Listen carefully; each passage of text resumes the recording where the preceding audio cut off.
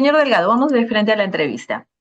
Lo que quisiera conocer es si es usual que una misma persona presida, en este caso, la Comisión de Ética, la Comisión de Fiscalización y entiendo que también la Comisión Multipartidaria Especial de Debida. ¿Esto es normal? ¿Es usual?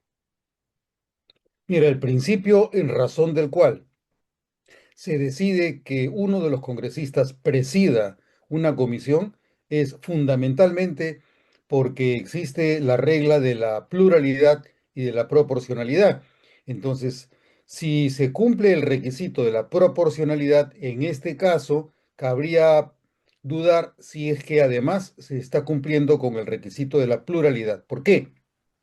Porque si bien es cierto, en la Junta de Portavoces es donde se decide el número de comisiones que debe presidir o que debe integrar como vicepresidente o secretario un miembro de uno de los grupos parlamentarios, también es cierto que a partir de esa decisión es el grupo parlamentario el que define cuál de sus integrantes es el que presidirá, será vicepresidente o será secretario, y a partir de ese acuerdo interno es que luego se realiza el proceso de votación al interior de la comisión. Es por disciplina que usualmente se respeta la decisión del grupo parlamentario al que dentro de la Junta de Portavoces se ha acordado que presida, sea vicepresidente o sea secretario, un grupo parlamentario en cada uno de los órganos, de las comisiones, etcétera.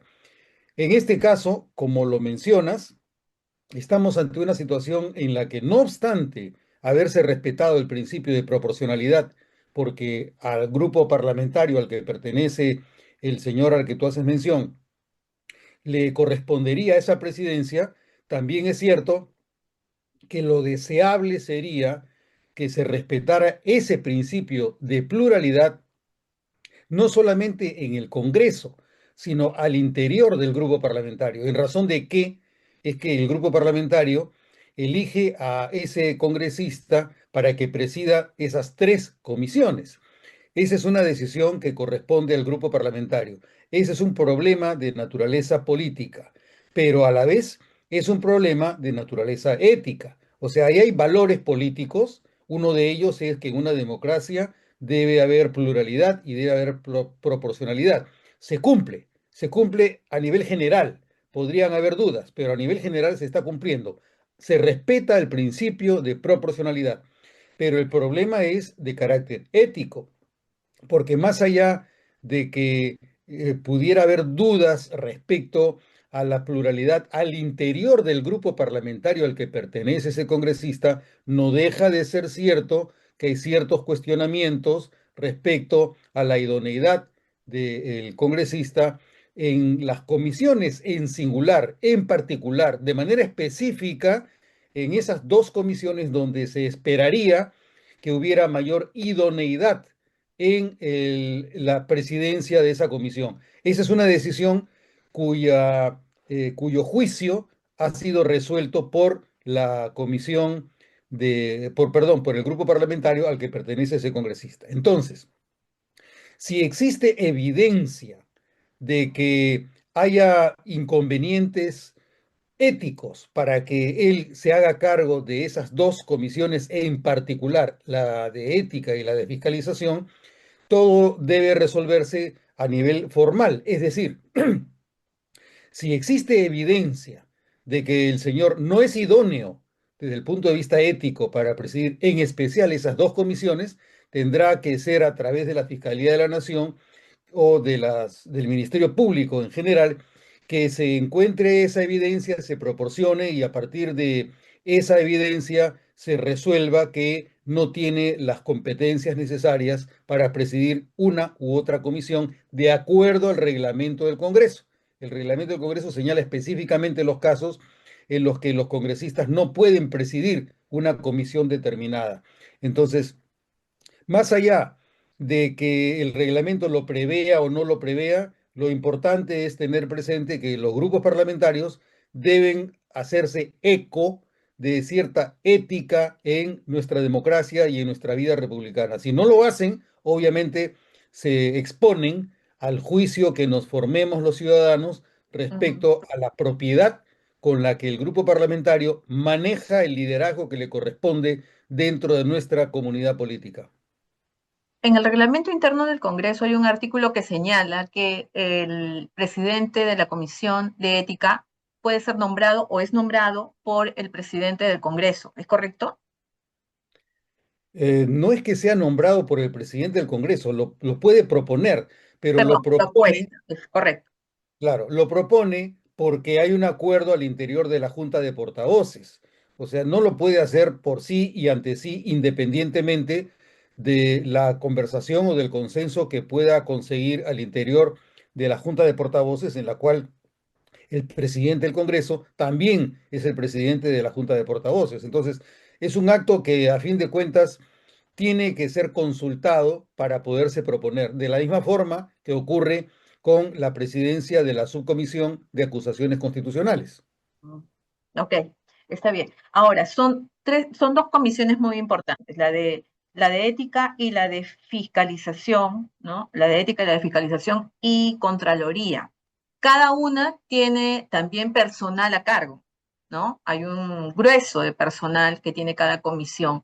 Ese manejo, ese presupuesto, digamos, se puede también cuestionar por qué dos comisiones tan importantes de repente hay un incremento también de personal a la larga. ¿Es saludable, además de cuestionable esto? Mira, si la pregunta es respecto de la salud que pudiera existir al interior de la institución parlamentaria, ese ya no es un problema típicamente reglamentario, ese es un problema ético. ¿Qué tan saludable puede ser? Entonces, para responder esa interrogante, lo primero que yo pondría en el tablero de reflexión es si efectivamente los congresistas son elegidos a partir de las competencias que tengan para gestionar la representación política, qué necesidad tendrían de tener asesores o de tener personal, sobre todo habida cuenta de que en nuestra historia, solamente a partir del año 1988 es que los congresistas empiezan a tener personal a su cargo. Fue durante la presidencia del diputado Alba Castro que se reconoció a cada diputado un asesor y una secretaria en la Cámara de Diputados. De igual manera ocurrió en el Senado, lo mismo que las oficinas. Antes los congresistas no tenían oficinas y los congresistas tampoco tenían personal a su cargo. Se decía que eso era para facilitar su labor, pero ¿hasta cuándo puede decirse que la labor se la facilita cuando ocurre, y eso hay evidencia porque se visualiza en las sesiones? Los Ujú, congresistas a veces van a la sesión y no saben de qué se va a tratar la agenda. El asesor les tiene que decir de qué trata la sesión, cuáles son los puntos que se van a tratar. Y hay incluso algunos casos de lo que ha habido triste evidencia recientemente en los que algún congresista dice, he votado, pero no sé por qué, ni qué he votado.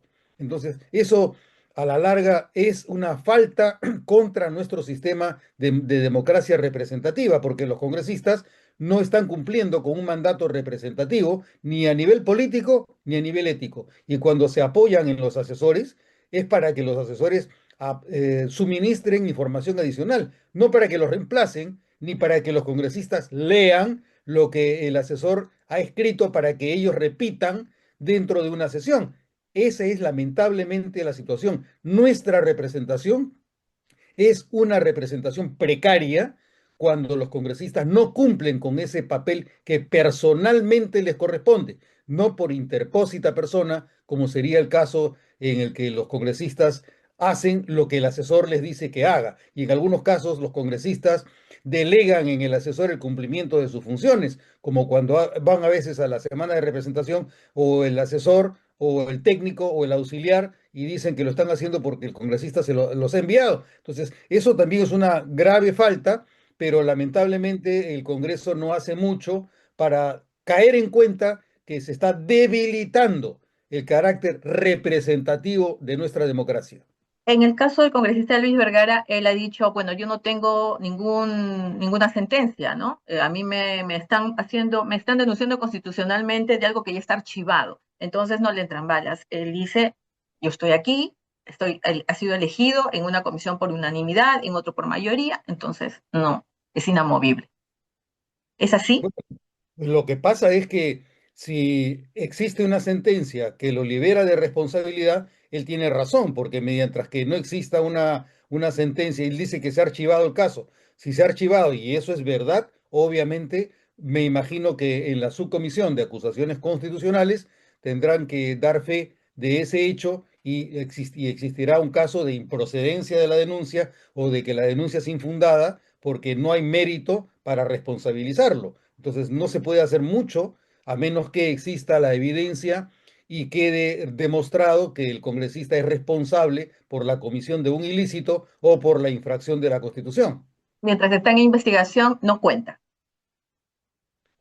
Bueno, mientras que está en investigación, justamente la investigación se realiza en el Congreso para definir si es que hay o no hay una responsabilidad. Ahora, si el caso se inicia antes de que el congresista ha sido elegido o siendo elegido, ya que no tienen inmunidad parlamentaria, existe una investigación, dado que el reglamento no prevé el supuesto de la investigación, sino únicamente de que exista sentencia en primera instancia, obviamente el congresista no puede excluírsele de ocupar un cargo en una comisión ni de ejercer la presidencia en cualquiera de las comisiones para las que se lo ha elegido con el voto de los parlamentarios que pertenecen a esa comisión. Muy bien. Muchas gracias, lo máximo. Ya les quedó clarísimo, señor Delgado. Muy amable por su tiempo.